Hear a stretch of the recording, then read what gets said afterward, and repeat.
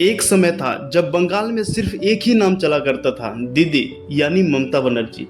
साल 2011 में उन्होंने 34 साल पुरानी लेफ्ट सरकार को उखाड़ फेंका था। लेकिन 2026 आते आते ऐसा क्या हुआ कि दीदी ही सत्ता से बाहर हो गई।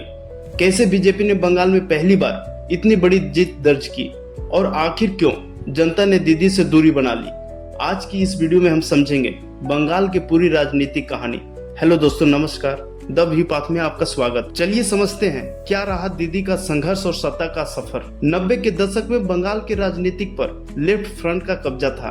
कम्युनिस्ट सरकार इतनी मजबूत थी कि उसे हराना लगभग नामुमकिन माना जाता था। लेकिन तभी राजनीति में उभरती हुई एक चेहरा सामने आया, ममता बनर्जी।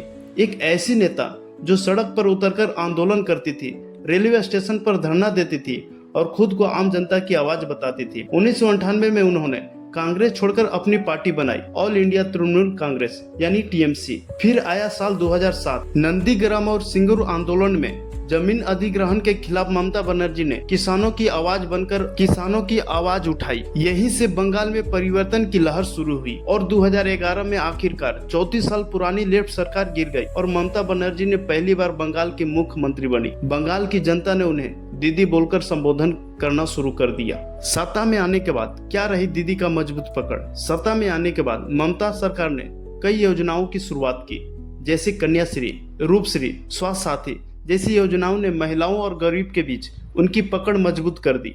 गांव में टीएमसी के संगठन बेहद ताकतवर हो गए। बंगाल की राजनीतिक लगभग पूरी तरह दीदी की इर्द गिर्द घूमने लगी और 2011 से लेकर 2021 तक दीदी ने बिना दूसरे पार्टी के दबाव में सरकार चलाती रही। लेकिन 2021 में फिर चुनाव आती है। इसमें बीजेपी ने पूरी ताकत लगा दी, लेकिन ममता बनर्जी अकेले दम पर चुनाव जीत लिया। उस समय ऐसा लग रहा था कि बंगाल में दीदी को हराना लगभग असंभव है।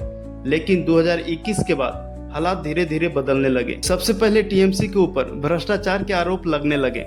शिक्षक भर्ती घोटाला, कट मनी विवाद और कई नेताओं की गिरफ्तारी ने सरकार की छवि को नुकसान पहुंचाया। इसके साथ ही बांग्लादेशी घुसपैठिए की मुद्दा भी जोरों से चलने लगी। बंगाल में क्राइम ज्यादा बढ़ गया। दूसरी तरफ बीजेपी लगातार बंगाल में अपनी जड़ें मजबूत कर रही थी। हिंदुत्व, राष्ट्रीय राजनीति और केंद्र की योजनाओं को लेकर बीजेपी ने गांव-गांव तक पहुंच बनाई।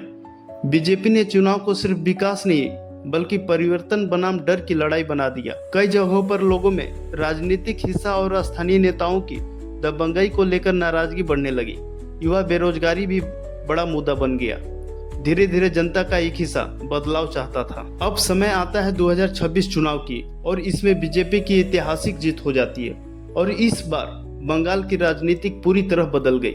रिपोर्ट्स के मुताबिक बीजेपी ने 293 सीटों वाली विधानसभा में 2/3 बहुमत यानी 260 सीटों पर जीत हासिल किया है। वहीं टीएमसी सिर्फ 80 सीटों में ही सिमट गई है। सबसे बड़ा झटका तब लगा जब ममता बनर्जी खुद भवानीपुर सीट से हार गई और वहीं बीजेपी नेता सुवेदी अधिकारी ने उन्हें हराकर एक बड़ा राजनीतिक संदेश दिया। वहीं प्रधानमंत्री नरेंद्र मोदी ने चुनाव जीतने के बाद इसे बंगाल का नया सूर्योदय बताया। क्या अब दीदी की राजनीति यहीं खत्म हो गई?